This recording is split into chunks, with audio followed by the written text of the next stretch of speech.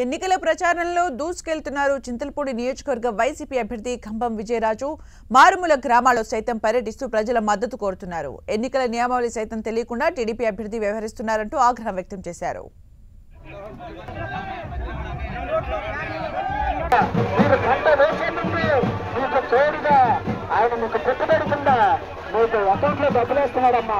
ఒక్కసారి ఆలోచించండి.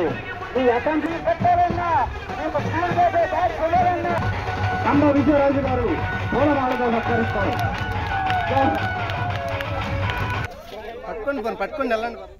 చింతలపూడిలో విజయం తనదే అంటున్న విజయరాజుతో మా ప్రతినిధి శ్రీనివాస్ ఫేస్ టు ఫేస్. యాసవిని తలపించే విధంగా చింతలపూడిలో వైసీపీ అభ్యర్థి ఖంభం విజయరాజు ఎన్నికల ప్రచారం అయితే కొనసాగుతుంది. ఎండ ఏడుమిని సైతం లెక్క చేయకుండా గ్రామాన తిరుగుతూ ప్రతి పల్లెను టచ్ చేస్తున్నారు. ప్రస్తుతం మనతో ఆయన ఉన్నారు. సార్, ఏ విధంగా కొనసాగుతుంది? మొత్తం మారుమూల గ్రామాలను కూడా మొత్తం వదలకుండా తిరుగుతున్న పరిస్థితులు ఉన్నాయి. ఏ విధంగా ఆదరణ లభిస్తుంది? సార్, మారుమూల గ్రామం కొణిజెల్ల గ్రామం, ఇది చాలా రిమోట్ ఏరియా అయినా ఇక్కడ కూడా మా ప్రచారం చాలా అద్భుతంగా జరిగింది. ప్రజలు ఘన స్వాగతం పలుకుతున్నారు. ప్రతి పల్లెలోనూ కూడా ప్రజలు అఖండ స్వాగతం పలుకుతున్నారు. జగనన్నకు జయజయలు పలుకుతున్నారు, నీరాజనాలు పలుకుతున్నారు. ఎందుకంటే జగనన్న ఇప్పటివరకు చేసిన అభివృద్ధి సంక్షేమం ప్రజలకు కళ్ళకు కట్టినట్టు ఉన్నాయి. మేము వెళ్తుంటే తడవుగా ప్రజలు వాళ్లే ఎదురొచ్చి అంజలి పలుకుతున్నారు, స్వాగతం పలుకుతున్నారు. ఇది మాకు చాలా సంతోషంగా ఉంది. ఎందుకంటే జగనన్న నన్ను దీవించి వైఎస్ఆర్సీపీ పార్టీ చింతలపూడి అభ్యర్థిగా నియమించింది మొదలు నేను ప్రతి గ్రామంలోనూ ప్రతి విలేజ్లోనూ ప్రతి ఊరు వాడ తిరుగుతున్నప్పుడు నాకు అర్థమైన విషయం ఏంటంటే ప్రజల గుండెల్లో గూడు కట్టుకుని ప్రజలు దేవుళ్లాగా కొలుస్తున్నారు జగనన్నని నాకు అర్థమైన విషయం. ఇట్లా ప్రతి ఊరు వాడ జగనన్న తన ముద్రను వేసుకున్నాడు. జగనన్న పరిపాలనలో పేద ప్రజల గుండెల్లో కొలువై ఉన్నాడు. కాబట్టి మీరు గతంలో ప్రభుత్వ ఉద్యోగంగా ఉండేవాళ్ళు, కానీ కొంత పరిమితంగా ఉండాల్సిన పరిస్థితులు ఉండేవి, అంటే నిబంధనలకు విరుద్ధంగా. ఇప్పుడు మీరు ఎన్నికల ప్రచారాన్ని నిర్వహిస్తుంటే బైకుల మీద తిరుగుతున్నారు, కుర్రల్లాగా యూత్లాగా డ్యాన్సులు వేస్తున్నారు. ప్రచార కార్యక్రమాలకు సంబంధించి కూడా, అంటే పథకాలకు సంబంధించి కూడా ఏ విధంగా అనిపిస్తుంది?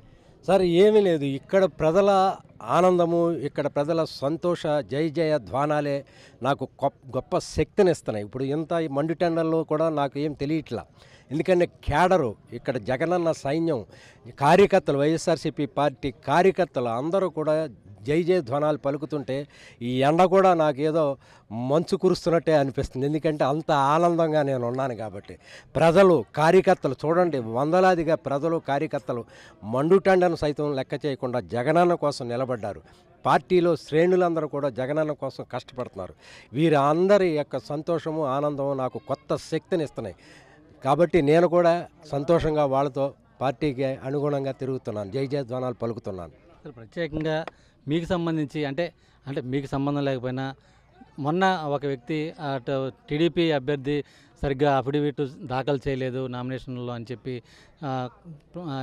చెప్పడం జరిగింది. అయితే ఆ ప్రత్యర్థి మిమ్మల్ని టార్గెట్ చేస్తుగా కొంత విమర్శలు కూడా చేస్తున్న పరిస్థితి ఏ విధంగా చూడాలి?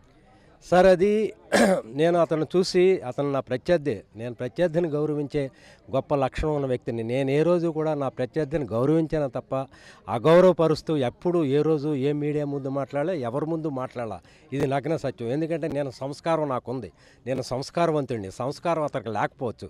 ఇంకోటి, అతను ఏంటంటే ఎలక్షన్ కోడ్ కూడా తెలియని వ్యక్తి అని నేను అనుకుంటున్నాను. ఎందుకంటే ఎలక్షన్ నియమాలు ఒకటి ఉంటుంది.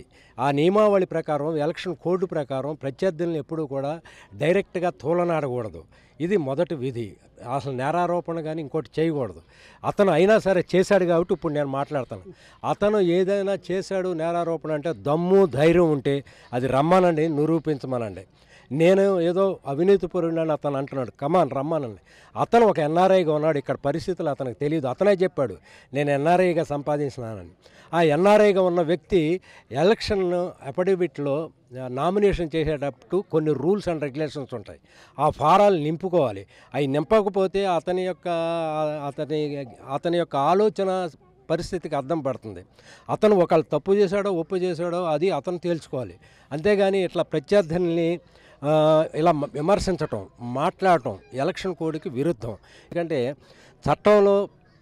చట్టానికి అనుగుణంగా మనిషి పాటించాలి, చట్టాన్ని పాటించాలి, ఎలక్షన్ నియమావళి పాటించాలి. ఆ నియమావళిని తప్పి అతను దూషణకి వ్యక్తిగత దూషణకి దిగకూడదు. ఒకవేళ నిజంగా నేను కూడా చెప్తున్నాను, నేను అవినీతి పరుని అయితే జగన్మోహన్ రెడ్డి గారు నాకు ఈ సీట్ ఇవ్వడు. జగన్మోహన్ రెడ్డి గారు ఎన్నో వడపాత కార్యక్రమంలో నన్ను సమర్థుడైన ఆఫీసర్ అని ఎంచి నాకు సీట్ ఇచ్చారు. ప్రజలకి అందరికీ తెలుసు నేను ఎంత నీతిపరునో. నేను నా డబ్బులతో కొన్ని వందల వేల మందికి లైసెన్సులు ఇచ్చాను. చాలామంది ఆటో రిక్షా వాళ్ళకి నేను అండగా నిలబడ్డాను. చాలామంది మోటార్ సైకిల్ లైసెన్సులు కొన్ని వందలాది మంది ఎస్సీ బీసీ అభ్యర్థులకు వేలాది మందిగా నేను లైసెన్సులు నా డబ్బులు పెట్టి ఇచ్చాను. ఇలాంటి నన్ను అతను అనవసరంగా దూషణలు దిగాడు. అంటే అతనికి కనీస ధర్మం, కనీసం ఎలక్షన్ కోడ్ రూల్స్ కూడా తెలియదని నేను నా విచారాన్ని వ్యక్తం చేస్తున్నాను. ఇలాంటి వ్యక్తుల్ని టీడీపీ తన అభ్యర్థిగా నిలబెట్టింది. మీరందరూ ప్రజలందరూ ఇది తెలుసుకుంటారు. నేను ఏ రోజు కూడా నా ప్రత్యర్థిని ఒక్క మాట కూడా అనలేదు. సరే, ఇప్పటి వరకు అంటే దాదాపు ఇంకా 15 రోజుల సమయం మాత్రమే ఉంది. ఏ మేరకు ప్రచార కార్యక్రమం జరిగింది? ఇంకా ఏ మేరకు ఇంకా ఎన్ని గ్రామాలు ఉన్నాయి మిగిలిన? దాదాపు నేను ప్రచార కార్యక్రమంలో జనవరి 11 నుంచి నన్ను జగనన్న సమన్వయకర్తగా ఇచ్చాడు. ఈ మధ్యకాలంలో కూడా నన్ను అభ్యర్థిగా నియమించారు. నేను ఏప్రిల్ 20 మొన్న నామినేషన్ వేశాను. అప్పటి నుంచి నేను ప్రచార కార్యక్రమంలో దాదాపు 95% గ్రామాలన్నీ విజిట్ చేశాను. ఈ 5 ఏళ్ల కాలంలో అభివృద్ధిని, సంక్షేమాన్ని జగనన్న కళ్ళకు కట్టినట్టు ప్రజలందరికీ చూపించారు. కాబట్టి మరోసారి జగనన్నను సీఎం చేసుకుంటే ప్రజలు సిద్ధంగా ఉన్నారు. ఇది మొత్తానికి సంబంధించి కూడా అటు విజయమే తథ్యంగా ముందుకు కొనసాగుతున్నట్లు కూడా అటు కంబం విజయరాజు కూడా స్పష్టం చేస్తున్నారు. ప్రతి గ్రామాన్ని అటు తాను ఎన్నికల ప్రచారంలో నిలుపుతున్న 90% ఇప్పటికే పూర్తి చేసినట్లు కూడా చెబుతున్న పరిస్థితి. వీడియో ప్రసాద్తో శ్రీనివాస్, 10 టీవీ, లింగపాలెం మండలం నుంచి.